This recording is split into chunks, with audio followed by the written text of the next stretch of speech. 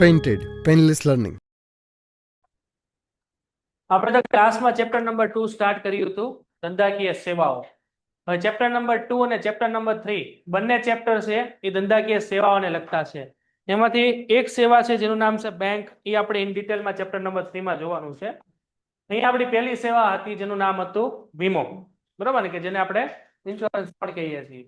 Okay, એની અંદર આપણે એવું જોયું હતું કે વીમામાં બે પક્ષકાર હોય, એક વીમો ખરીદનાર અને એક વીમો મેળવનાર, અને બંને વચ્ચે જે એગ્રીમેન્ટ થાય ને વીમાનો કરાર કહેવાય, બરાબર ને, એગ્રીમેન્ટ ઓફ ઇન્સ્યોરન્સ કહેવામાં આવે. અને આની અંદર જ્યારે બી કરાર થાય ત્યારે અમુક પ્રકારના સિદ્ધાંતો અહીંયા વીમાના લાગુ પડતા, એની આપણે કાલે ચર્ચા કરી હતી. એમાંથી આપણો પહેલો સિદ્ધાંત છે સંપૂર્ણ ભરોસો સિદ્ધાંત છે. સંપૂર્ણ ભરોસોનો સિદ્ધાંત ઈ તમને શું કહેવા માંગે છે કે ભાઈ બે વ્યક્તિ કોણ છે, લેનાર અને બીજો કોણ છે, વીમો આપનાર. આ બંને વ્યક્તિઓ એકબીજા ઉપર સંપૂર્ણ ભરોસો રાખશે. વીમો લેનાર છે એ એવો ભરોસો રાખશે, વીમો લેનાર એટલે આપણે વ્યક્તિ એવો ભરોસો રાખશું કે વીમા કંપની જો આપણે કોઈ નુકસાન થશે ને તેની સંપૂર્ણ ભરપાઈ કરી આપશે. અને વીમા કંપની એટલે વીમો આપનાર આપણી ઉપર એટલે કે ગ્રાહક ઉપર એવો ભરોસો રાખશે કે આપણે એની સાથે કોઈ પણ પ્રકારની છેતરપિંડી નહીં કરીએ, એટલે કે એની સાથે આપણે હંમેશા ભરોસા પાત્ર રહેશું, કોઈ પણ એવી ઘટના નહીં કરીએ કે જેનાથી ખોટી રીતે આપણે વીમાના પૈસા મેળવતા હોઈએ. ઓકે, તો અહીંયા એક પહેલું અંડરલાઈન કરજો, કારણ કે આ તો નુકસાન લીધો 50 લાખનો વીમો હતો, એના ઉપર 20,000 રૂપિયા પ્રીમિયમ ભર્યું ને, તો હવે 20,000 રૂપિયા પ્રીમિયમ ભર્યું એટલે 50 લાખ રૂપિયા મને મળશે. તો એવું આપણે કઈ બિઝનેસ નથી કરવાનો. એટલે આનો હેતુ શું હોય, નુકસાન સામે ભરપાઈ કરી આપવાનો હોય. તો વીમાનો હેતુ નુકસાન, આર્થિક નુકસાનનું વળતર મેળવવાનો છે. અહીંયા અંડરલાઈન કરજો, આર્થિક નુકસાનનો એ વળતર મેળવવાનો. અભિગમ સામાજિક છે, આથી વીમાના પક્ષકારોને સંપૂર્ણ ભરોસો મૂકવાનો છે. અને કરાર કરતી વખતે બંને પક્ષકારો છે એ પરસ્પર જરૂરી હોય તેવી વીમા વસ્તુ અંગેની બધી જ માહિતી આપવાની હોય છે. એટલે કે જ્યારે તમે વીમો ઉતરાવો ત્યારે તમારે બધી ઇન્ફોર્મેશન વીમા કંપનીને આપવાની છે, અને વીમા કંપની પણ તમને વીમાને લગતી બધી ટર્મ્સ એન્ડ કન્ડિશન હોય, નીતિ નિયમો, એ દરેક વસ્તુ તમને એ સમજાવશે, બરાબર ને. વીમા કંપની પણ તમારાથી કોઈ માહિતી નહીં છુપાવે અને તમે પણ વીમા કંપનીથી કોઈ પણ પ્રકારની માહિતી નહીં છુપાવો. હલો, અવાજ આવે છે ને? ઓકે, તો એને આપણે શું કહીશું, સંપૂર્ણ ભરોસાનો સિદ્ધાંત. એટલે વીમા કંપની બધી માહિતી પૂરી પાડશું, કંપની પણ આપણે બધી માહિતી પૂરી પાડશે. ઉદાહરણ તરીકે મેં મારો હેલ્થ ઇન્સ્યોરન્સ ઉતારેલો હોય, મારો સ્વાસ્થ્યનો વીમો, બરાબર, હેલ્થ ઇન્સ્યોરન્સ. હવે એ ઇન્સ્યોરન્સ મેં એવો ઉતારેલો છે કે ભાઈ હું કદાચ મૃત્યુ પામું તો એ જે 50 લાખ રૂપિયાનો વીમો ઉતરાવ્યો છે એ 50 લાખ રૂપિયા મારા ફેમિલીને મળે, એવો મેં વીમો ઉતરાવેલો છે.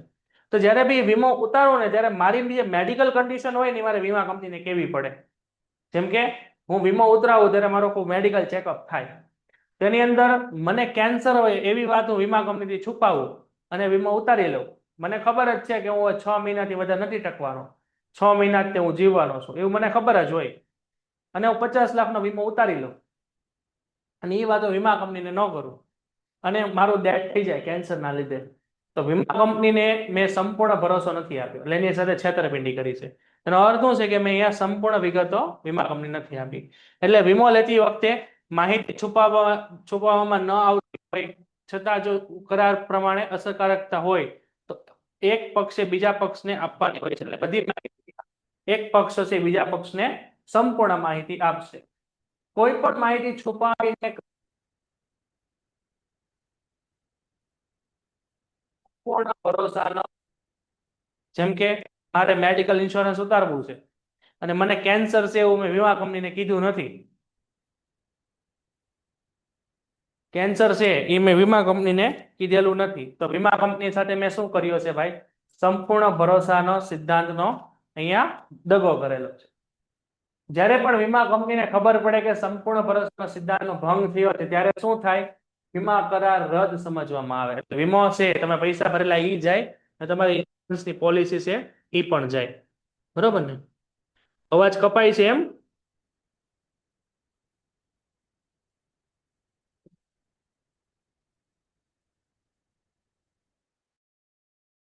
હલો, હવે બરોબર આવે છે અવાજ?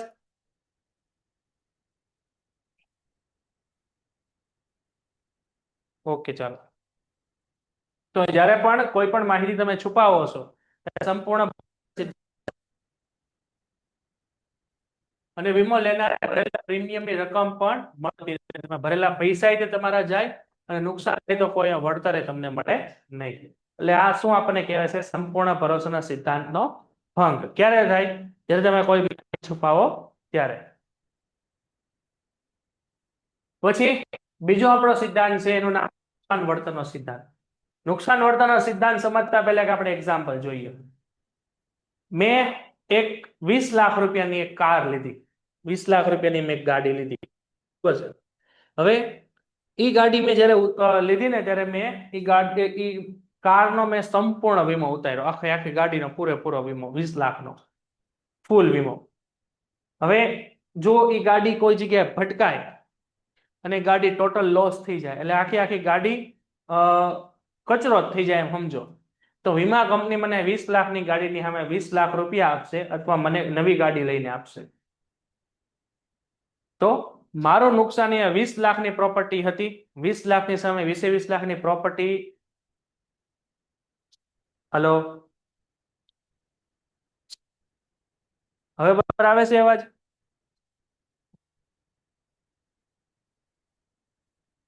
હલો, તમે જેટલો વીમો ઉતરાવ એ વીમાની અંદર તમને એટલું નુકસાન થયું ને, એટલું નુકસાન વીમા કંપની તમને કરી આપશે. એને આપણે શું કહેશું? નુકસાન વળતરનો સિદ્ધાંત. તો વીમો લેનારને નુકસાન થાય તો તેનું વળતર કરી શકે તે માટે વીમા હોય. અને વીમાના કરારનો હાર શું છે? નુકસાન વળતરનો સિદ્ધાંત. અહીં અંડરલાઈન કરજો, આ એક માર્કમાં પણ તમને પૂછાય.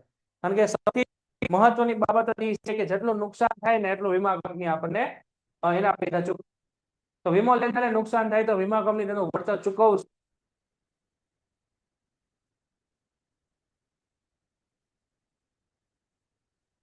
આપણે જેટલું નુકસાન થયું હોય નફો કરી રકમ નુકસાન કરતા ન મળી. એટલે આપણે 20 લાખ રૂપિયાની કાર હોય, 20 લાખ રૂપિયાની કાર છે, ટોટલ લોસ થઈ ગઈ, આખી કાર કચરો જ થઈ ગઈ, તો વીમા કંપની વધીને કેટલા રૂપિયા આપે? 20 લાખની કાર ઉપર 20 લાખ જ આપે. એમ ન ચાલ્યો 25 લાખ રૂપિયા, 5 લાખ વધારે એમ ન હોય. એની જેટલી વેલ્યુએશન હોય એ વેલ્યુએશન ઉપર જ વીમો ઉતરેલો હોય અને વધુમાં વધુ તમને મેક્સિમમ એની વેલ્યુએશનની જ રકમ મળે, એનાથી 1 રૂપિયો વધારે ન મળે. નગર તો સારું ન કહેવાય. 20 લાખની કાર લેવાની, એના પર ઇન્સ્યોરન્સ ઉતારવાનો, 25,000 રૂપિયા પ્રીમિયમ ભરીને અને ગાડીને ટોટલ લોસ કરી નાખવાની, ફૂલ એક્સિડન્ટ કરી નાખવાનો. એટલે વીમા કંપની તમને 25 લાખ રૂપિયા આપે. તો ફાયદો ન થઈ જાય? તો બધા ધંધો જ ન કરે. વીમાની અંદર કોઈ દિવસ નફો કરવાનો આવતો નથી.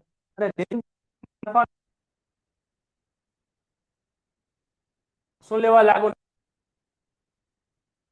જેમ કે તમે લાઈફ ઇન્સ્યોરન્સ ઉતારો ને, તમે જ્યારે લાઈફ ઇન્સ્યોરન્સ ઉતારો, બોર્ડ બરોબર દેખાય છે ને? એકવાર જોઈ લો તમે. અને અવાજ પણ કપાય છે. બોર્ડ બરોબર દેખાય? બોર્ડ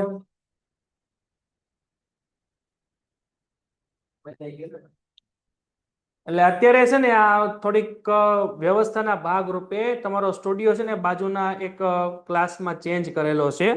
એટલે આજનો દિવસ એવું રહેશે, કાલથી આ વ્યવસ્થા પછી બરોબર થઈ જશે. બરોબર છે?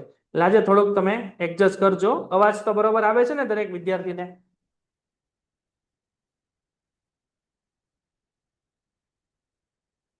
દરેક સ્ટુડન્ટને અવાજ બરોબર આવે છે?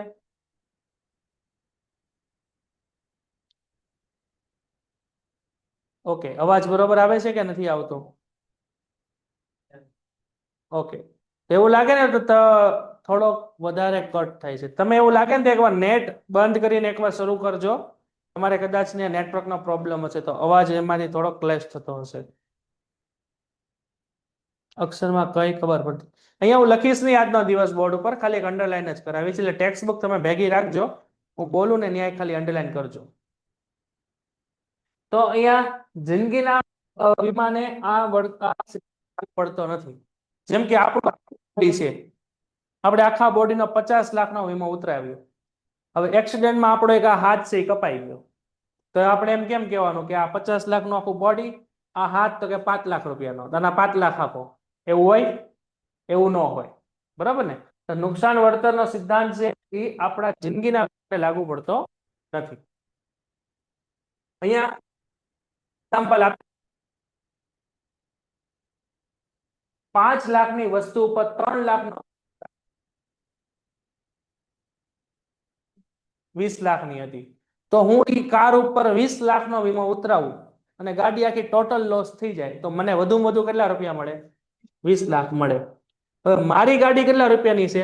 20 લાખની, અને એ ગાડી ઉપર હું ખાલી 10 લાખનો જ વીમો ઉતરાવું. ગાડીની વેલ્યુએશન 20 લાખની છે, પરંતુ એમાં 10 લાખનો જ વીમો ઉતરાવું અને મારી ગાડી ટોટલ લોસ થઈ જાય, એક્સિડન્ટ, આખો કચરો થઈ જાય ગાડી, તો વીમા કંપની મને કેટલા આપે? 10 લાખ જ આપે, કારણ કે મેં જેટલો વીમો ઉતરાવ્યો છે એટલા જ મળશે, ભલે ગાડી 50 લાખની ભલે હોય. તો અહીંયા શું કીધું છે કે કોઈ વ્યક્તિ 5 લાખની વસ્તુ પર 3 લાખનો વીમો ઉતારે ને, તો એને શું કીધું? વધુમાં વધુ 3 લાખ રૂપિયા જ મળે. જેટલી 2 લાખનો વીમો ઉતરાવ્યો નથી, તો એના 2 લાખ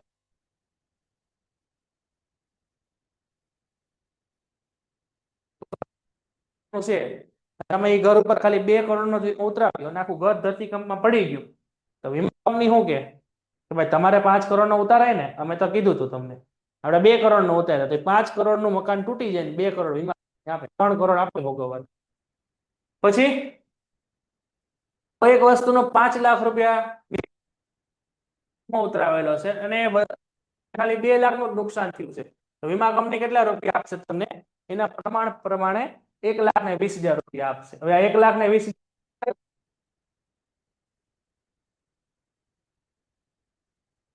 એટલે કે અહીંયા કહેવાનું હું, વસ્તુ 5 લાખની છે, એમાં 3 લાખ, એ 3 લાખની સામે નુકસાન કેટલું થયું? 5 લાખની વસ્તુમાં 2 લાખનું. તો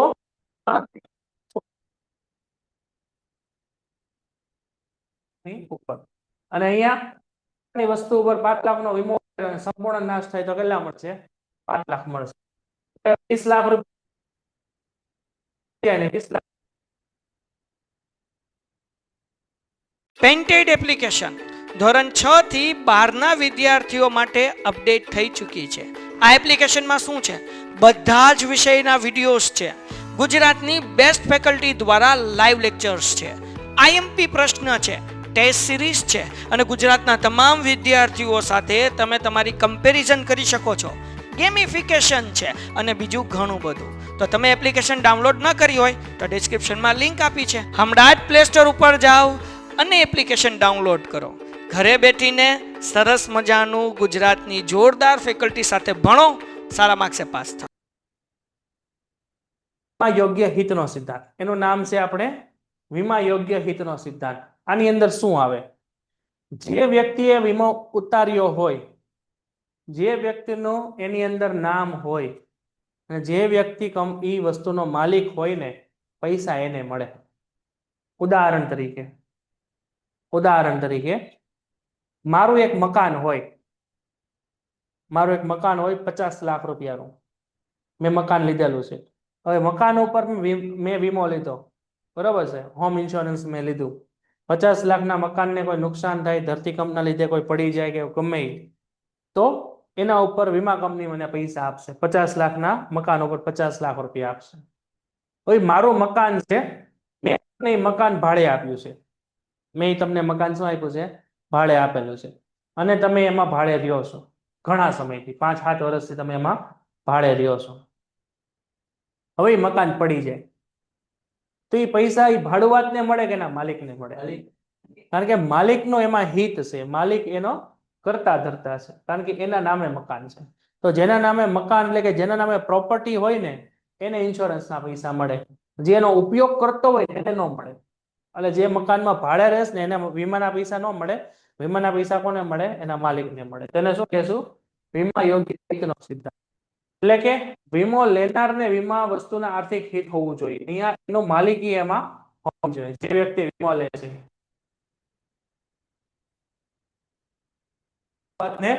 આર્થિક હિત ન હોય એટલે ભાડુઆતના પૈસા ન મળે, કોઈ એને પૈસા મળે. હક બદલાનો સિદ્ધાંત. હક બદલાનો સિદ્ધાંત શું કહે છે આપણને?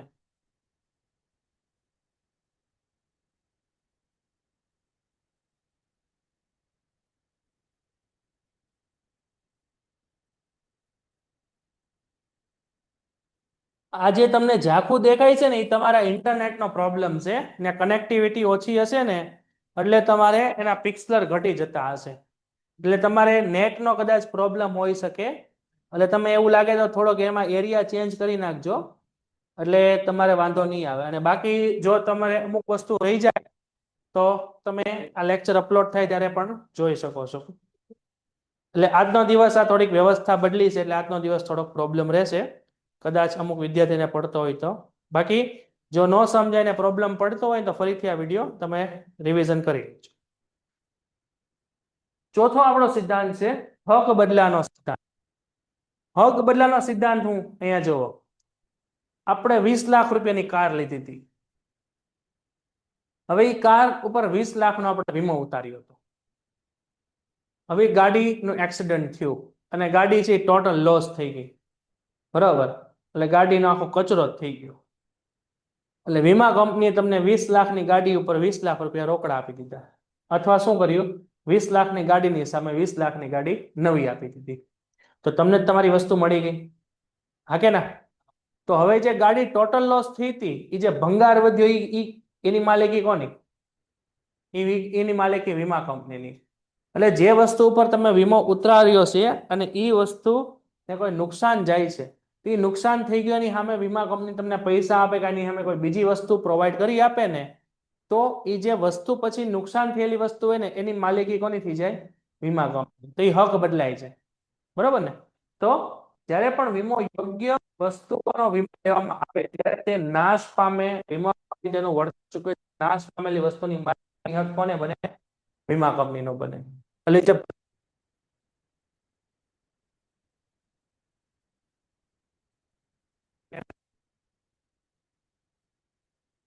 માલિકનો હવે હક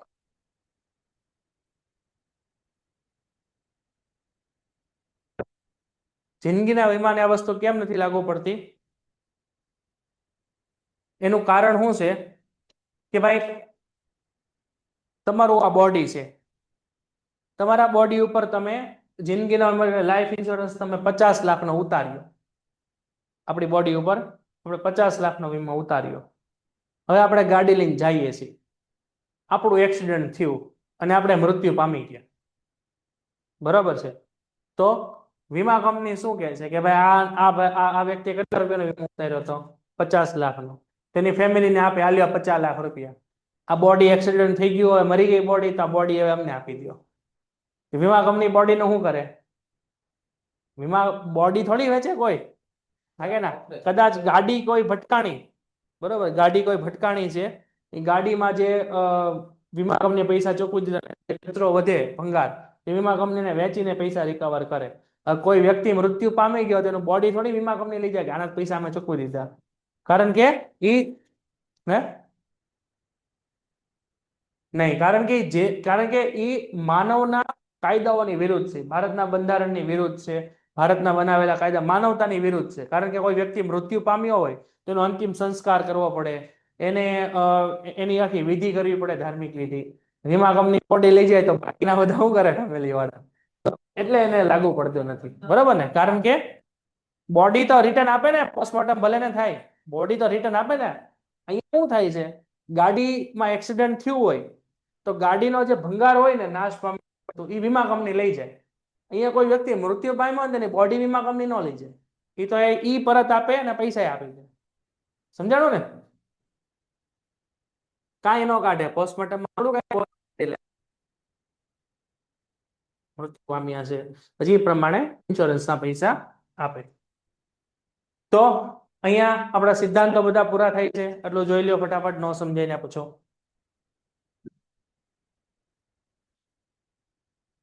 ઓકે, નજીક આવો ત્યારે વોઇસ થોડોક ક્લિયર. ઓકે,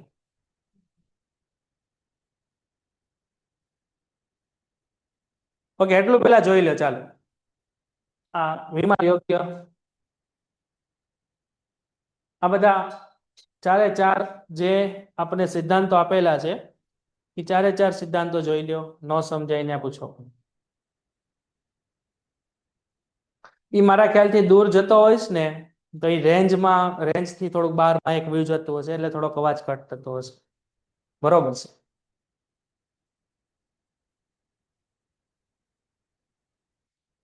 ઓકે, સમજાઈ ગયું દરેક. હવે નેક્સ્ટ ના પછી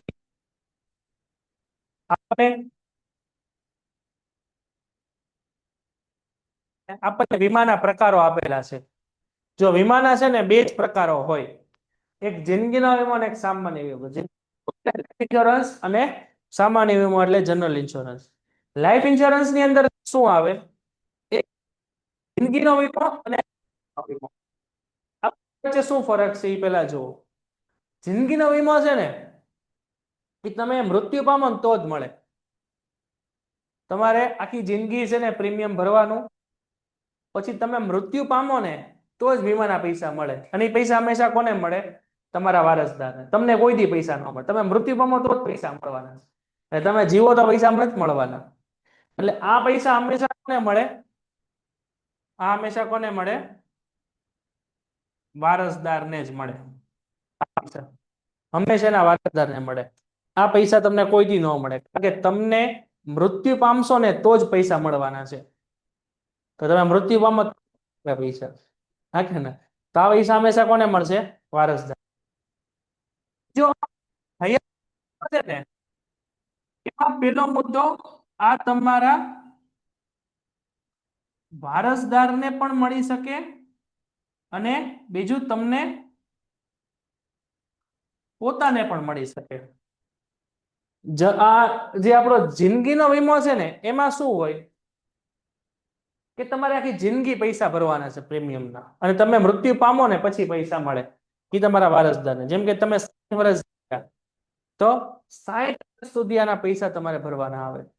હયાતીનો વીમો હોય એ અમુક માટે 5 વર્ષ માટે.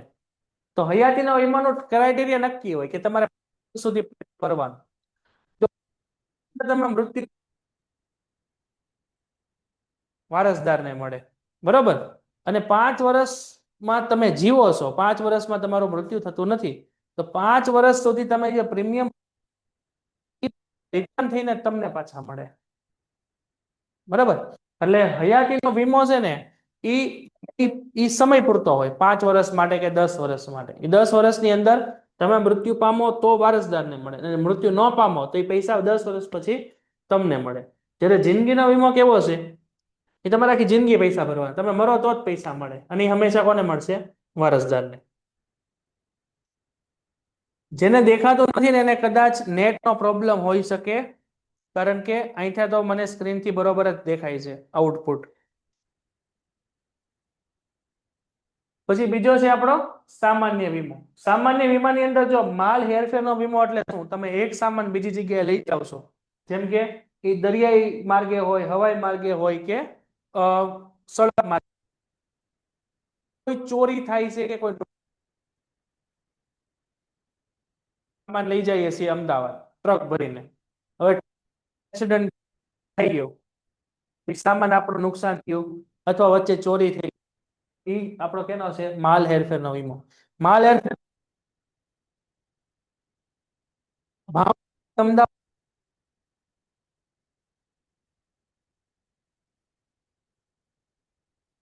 ત્યારે વીમો શરૂ થાય, અને સામાન પહોંચી જાય એટલે વીમો પૂરો થઈ જાય. એટલે શરૂઆતથી લઈને અંત સુધી હોય. દાખલા તરીકે અહીંથી અમદાવાદ સામાન 6 કલાકે પહોંચે છે, તો 6 કલાક પૂરતો જ વીમો હોય. સામાન પહોંચી ગયો તો વીમો પૂરો થઈ ગયો. બરોબર. અવાજ તો બરોબર આવે છે ને દરેકને?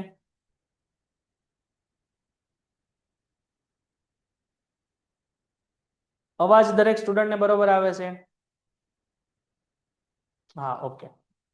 પછી છે આગનો વીમો. આગના વીમામાં શું હોય કે તો જ એના વીમાના પૈસા મળે. તમે એક તમારું ઘર છે, એ ઘરની અંદર તમે તમારા ઘરનો વીમો ઉતારેલો છે, હોમ ઇન્સ્યોરન્સ, તો એ તમને કઈ રીતે મળે? કે ગમે એ રીતે એ નુકસાન થાય તો એના પૈસા. ફાયર ઇન્સ્યોરન્સ કેવો હોય કે તમારા ઘરમાં આગ લાગે ને આગથી નુકસાન થયું તો જ પૈસા મળે. બાકી તમારું ઘર છે એ ધરતીકંપમાં આખું નીચે પડી ગયું તો આગના પૈસા ન મળે, કારણ કે આગ લાગી જ નહીં. બરાબર ને? તો ફાયર ઇન્સ્યોરન્સ એની માટે હોય, માત્ર આગથી થતા નુકસાન માટે. અને બાકી અન્ય વીમા ઘણા બધા છે, જેમ કે લૂંટફાટ થઈ જાય તો વીમો, ઢોર ઢાખર એટલે પ્રાણીઓનો વીમો, સમૂહ વીમો, રમત ગમતનો વીમો. રમત ગમતનો વીમો એટલે શું? તમે આઈપીએલ ગેમ હોય એની આપણે લાસ્ટ લેક્ચરમાં આઈ થિંક ચર્ચા કરી હતી. એવા આઈપીએલ ની મેચ હોય, તે મેચ સ્ટાર્ટ થાય ત્યાંથી અંત થાય ત્યાં સુધીનો વીમો હોય, એ રમત ગમતનો વીમો જોવા મળે. તો સૌથી પહેલા આપણા બે વીમા છે, એમાંથી સૌથી પહેલા વીમો કયો છે? આપણો જિંદગીનો વીમો. જિંદગીનો વીમો આપણને શું કહે છે? તો કે જે વ્યક્તિનો વીમો લીધો હોય તે વ્યક્તિનું મૃત્યુ થાય ત્યારે તેના વારસદારને વીમા અહીંયા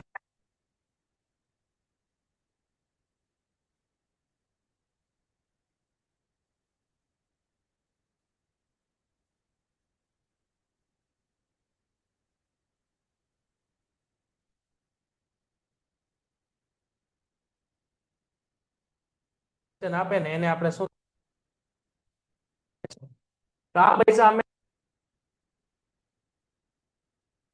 બરાબર.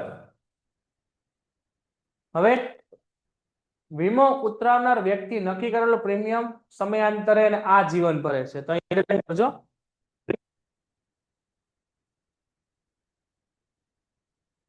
પ્રીમિયમ ભરવાનું છે. તમે મૃત્યુ પામો ને તો જ તમને અહીંયા પૈસા મળે.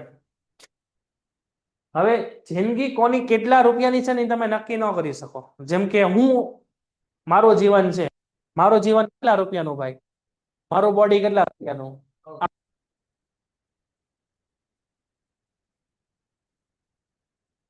હું મૃત્યુ પામું મને કેટલા મળે?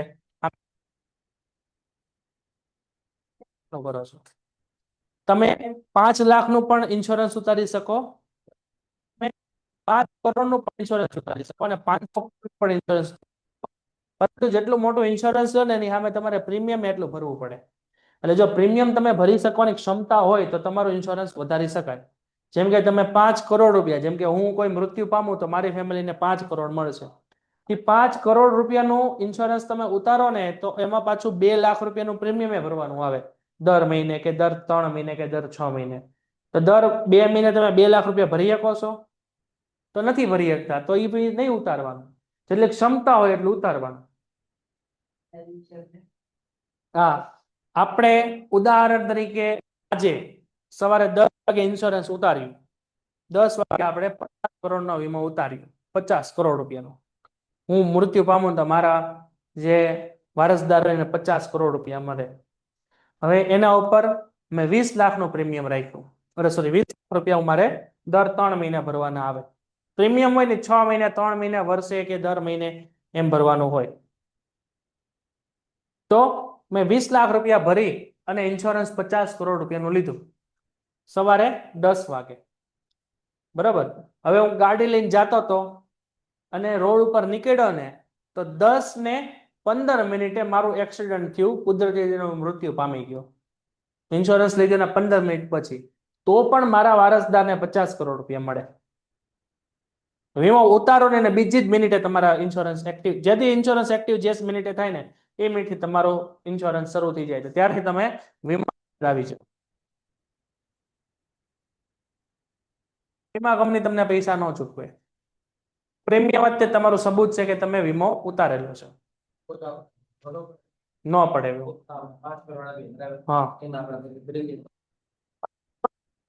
5 કરોડ વીમો ઉતાર્યા એમાં 2 લાખ રૂપિયા દર 3 મહિને ભરો છો.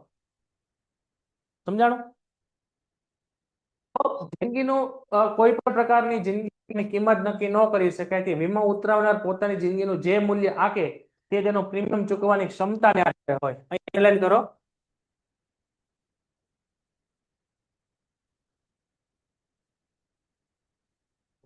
ક્ષમતા ધરાવો છો પ્રીમિયમ ભરવાની. અહીં નુકસાન વર્તનનો સિદ્ધાંત લાગુ પડતો નથી. એ તમે પામો તમારી બોડી છે એ વીમા કંપની લઈ જતી નથી. એ આપણે આગળ જોઈ ગયા. વ્યક્તિનું મૃત્યુનો સમય જો કારણ શંકાસ્પદ ના હોય તો વીમા કંપની પૈસા ચૂકવે, ને શંકાસ્પદ હોય તો ન ચૂકવે. હયાતીનો વીમો શું છે કે વ્યક્તિએ નક્કી કરેલ વીમાની મુદ્દત પૂરી થાય ત્યારે અથવા તેના વારસદાર અહીંયા વસ્તુ મળે.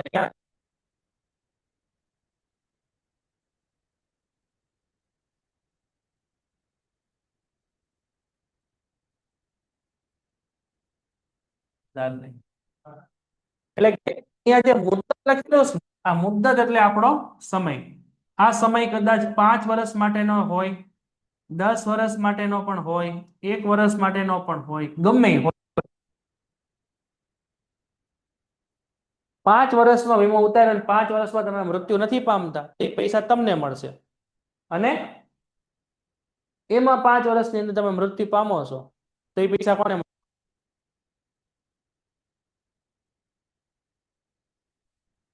આ વચનના બદલામાં અવેજ તરીકે વીમો ઉતારનાર વ્યક્તિ નક્કી કરેલા પ્રીમિયમની રકમ ભરે છે, જે વીમા કંપની તેની મુદ્દત સુધી પૈસા ભરવાના છે, અને પછી તમને પૈસા મળે, અને મૃત્યુ પામો તો વારસદારને મળે.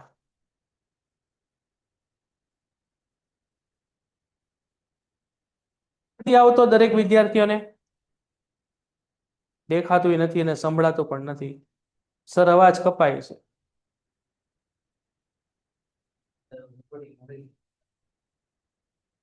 તમે છે ને આજનો લેક્ચર છે ને, દરેક વિદ્યાર્થી જેને પ્રોબ્લેમ પડ્યો છે ઓનલાઈનમાં, એ તમે આ લેક્ચર પૂરો થાય ને પછી એનું એક રેકોર્ડિંગ હશે તમારા કોર્સની અંદર, તો એક થોડોક રિવાઇઝ કરી લેજો તમે.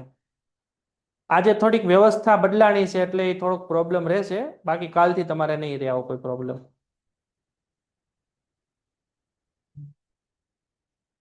જે બી વિદ્યાર્થીને આજનું કાંઈ ન સમજાણું હોય એ વિદ્યાર્થી આ લેક્ચર અપલોડ થાય તમારી એપ્લિકેશનની અંદર એટલે એને ફરીવાર થોડુંક રિવાઇઝ કરી લેજો, જ્યાંથી નથી સમજાણું ત્યાંથી. દરેક સ્ટુડન્ટને એટલી રિક્વેસ્ટ છે. ઓકે, ચાલો, થેન્ક યુ.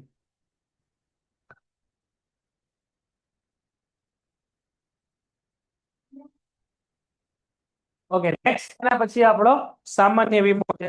સામાન્ય વીમાના કેટલા પ્રકાર છે? 3 પ્રકાર છે. પહેલો પ્રકાર કયો છે? માલ મિલકતની હેરફેરનો વીમો, પછી આગનો વીમો, અને ત્રીજો અન્ય ઘણા બધા હોઈ શકે.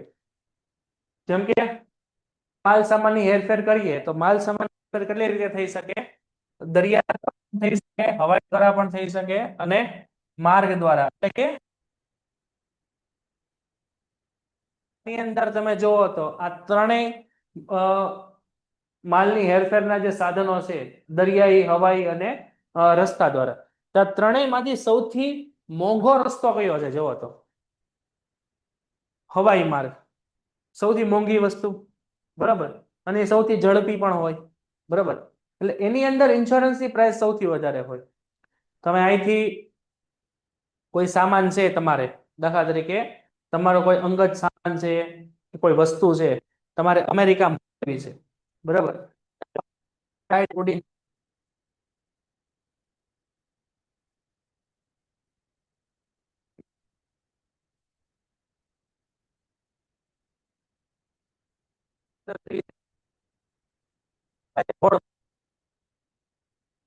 હવાઈ જે ઇન્સ્યોરન્સ હોય ને, એર ઇન્સ્યોરન્સ, એ તમે એર ટ્રાન્સપોર્ટ દ્વારા જે સામાન મોકલો છો એ ઝડપથી પહોંચે છે, અને ઝડપથી પહોંચે તો નુકસાન પણ હોય, કારણ કે પ્લેન ક્રેશ થઈ જાય તો પ્લેન કરોડો રૂપિયાનું હોય, તેના ઇન્સ્યોરન્સની કિંમત પણ કેવી હોય? વધુ હોય. તો હવાઈ જે વીમો છે ને, એર ઇન્સ્યોરન્સ, એ સૌથી વધારે મોંઘો હોય. એના પછી દરિયાઈ એટલે કે સી ઇન્સ્યોરન્સ હોય, એ થોડોક સસ્તો હોય, અને સૌથી સસ્તો હોય અહીંયા રોડ ઇન્સ્યોરન્સ, બરાબર, કારણ કે રોડ ઉપર નુકસાન થવાની ક્ષમતા કેવી હોય? ઓછી હોય. અને હવાઈમાં સૌથી વધારે બીજા નંબરે આવે.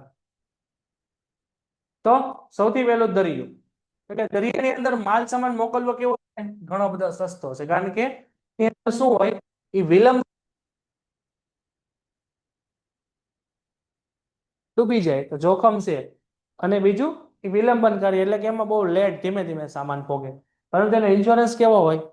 બહુ સસ્તો હોય, બરાબર, કારણ કે દરિયાના શિપમાં એખારે ઘણી બધી વસ્તુઓ જતી હોય. અહીંયા અંડરલાઈન કરજો, 18મી સદી પહેલા મોટા ભાગે આંતરરાષ્ટ્રીય વેપાર દરિયા માર્ગ દ્વારા થતો હતો. એટલે આવી રીતે જ આવ્યા હતા. આવું બધું આપણે ઇતિહાસમાં જોયેલું હોય. અને વીમાનો આ સૌથી જૂનો અને સર્વવ્યાપી પ્રકાર છે. અંડરલાઈન કરજો. તમે આજથી 5000 વર્ષ પહેલા જોવો તો કે સિંધુ ઘાટી જે સભ્યતા છે, એ સિંધુ ઘાટી સભ્યતા જે બંદર હતું ત્યાંથી પણ વિદેશ વેપાર થતો. સૌથી જૂનો આ એક પ્રકાર છે. અહીંયા અંડરલાઈન કરજો, દરિયાઈ વિમાન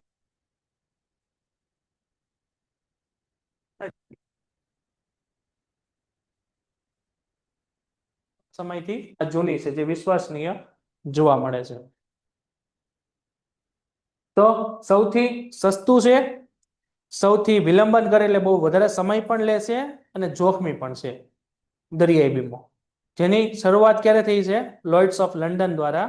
બહુ જૂની, સૌથી પ્રાચીન આ વ્યવસ્થા છે દરિયા દ્વારા. કારણ કે પહેલા રોડ રસ્તા નહોતા વિદેશ જવા માટે, અને બીજું એ સમયે પ્લેન નહોતા, એ સમયે શિપ જ હતા.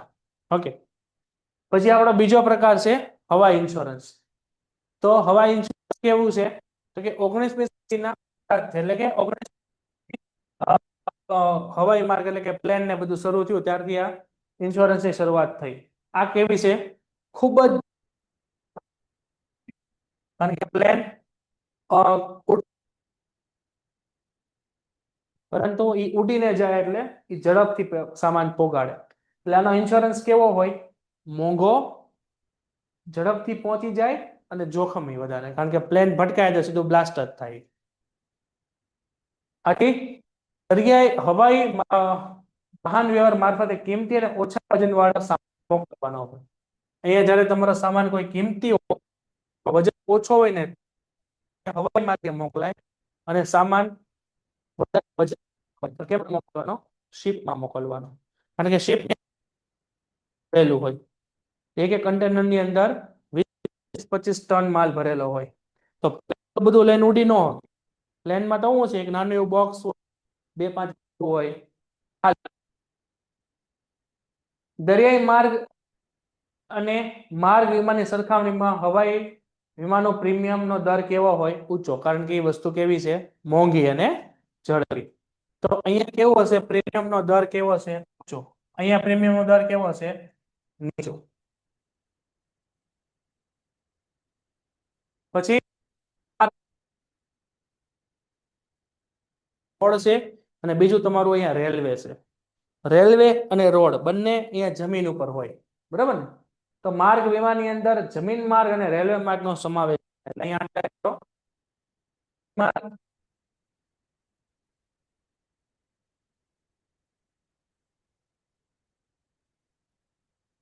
હેરફેરના જોખમો ખાસ કરીને શું શું થાય? તો કે ચોરી થાય, લૂંટફાટ થાય, હેરફેર દ્વારા નુકસાન પણ થાય. જોખમ સામે રક્ષણ માટે આપણે શું કરીએ છીએ? આ ઇન્સ્યોરન્સ ઉતારતા હોઈએ છીએ. તો અહીંયા આપણો પહેલો પ્રકાર પૂરો થાય છે. જોઈ લો, ન સમજાઈને પૂછો.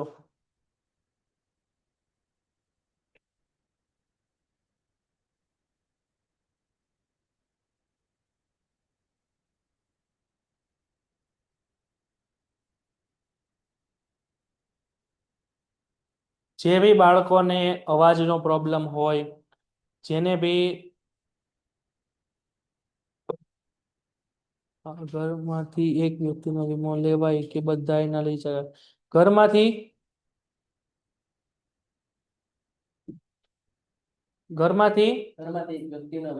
નહીં, હમણાં ઇન્ટરનેટ જેવું હતું. ઘરમાંથી તમે એક વ્યક્તિનો પણ વીમો લઈ શકો અને આખા ઘરનો પણ વીમો લઈ શકો. જો તમે તમારો એકનો વીમો લ્યો ને તો એનું પ્રીમિયમ થોડુંક વધારે હોય, અને આખા ઘરનો તમે વીમો ઉતારો ને તો તમારે એનો વીમો છે ને એ ઓછો આવે. દાખલા તરીકે તમે વીમો ઉતારો તો તમારે પ્રીમિયમ તરીકે દર મહિને 100 રૂપિયા ભરવાના આવતા હોય, અને તમારા ઘરમાં 5 લોકો હોય, તો 5 નો ભેગો વીમો ઉતારો તો કેટલા રૂપિયા થાય? 500 રૂપિયા થાય. એની બદલે તમે એક સાથે 5 નો વીમો ઉતારો ને, તે બદલે તમારે 450 રૂપિયા ભરવાના આવે, તમારું પ્રીમિયમ ઓલ ઓવર ઓછું આવે. જે બી વિદ્યાર્થીને પ્રોબ્લેમ અને વિડીયો પ્રોબ્લેમ હોય, એ દરેક વિદ્યાર્થી આ લેક્ચર પૂરો થાય. પેન્ટેડ એપ્લિકેશન ધોરણ 6 થી 12ના વિદ્યાર્થીઓ માટે અપડેટ થઈ ચૂકી છે. આ એપ્લિકેશનમાં શું છે? બધા જ વિષયના વિડીયોઝ છે. ગુજરાતની બેસ્ટ ફેકલ્ટી દ્વારા લાઈવ લેક્ચર્સ છે. આઈએમપી પ્રશ્ન છે, ટેસ્ટ સિરીઝ છે, અને ગુજરાતના તમામ વિદ્યાર્થીઓ સાથે તમે તમારી કમ્પેરિઝન કરી શકો છો. ગેમિફિકેશન છે અને બીજું ઘણું બધું. તો તમે એપ્લિકેશન ડાઉનલોડ ન કરી હોય તો ડિસ્ક્રિપ્શનમાં લિંક આપી છે, હમણાં જ પ્લે સ્ટોર ઉપર જાઓ અને એપ્લિકેશન ડાઉનલોડ કરો. ઘરે બેઠીને સરસ મજાનું ગુજરાતની જોરદાર ફેકલ્ટી સાથે ભણો, સારા માર્ક્સે પાસ થાઓ.